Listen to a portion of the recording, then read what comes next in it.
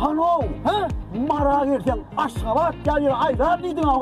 Aile yanına. Hoğluk mu? İne. Aynen yan gör yan adım yok mu? İne gör. Tere. Hani? Ana. Mari sevda ve din jarşları mar deyip tanır ha be. Şu daydı Aşkavatlı bir erteşen din zars merkezi. Bu da yürüdü. Ey muni. Simi. Dur bana vasır dedin de için vurma ne et biliyorsun ayını? İçen mammun. Bu içine vur girin de. Kanun için vurduğunu der Fatih bayram alır. Bey be başım yar orta içine erken. Aşkavat'ın din zars yerler böyle bir erteşen. Şeyle mi? Görülün ne yorum arayını. Geldince gelesin gel orada. Borlu yok. Bana hele.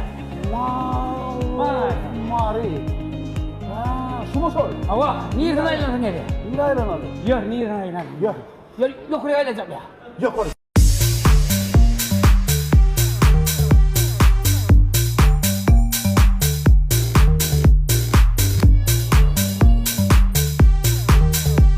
Ne lan sizde de kovulken mi? Şeyle bu bakın. Evet, üçüncü katta bir şey.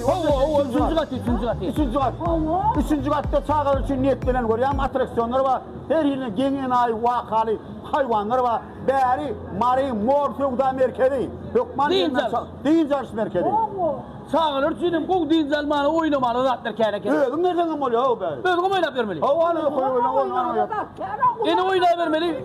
Yine Ferhat, yine bu şuna.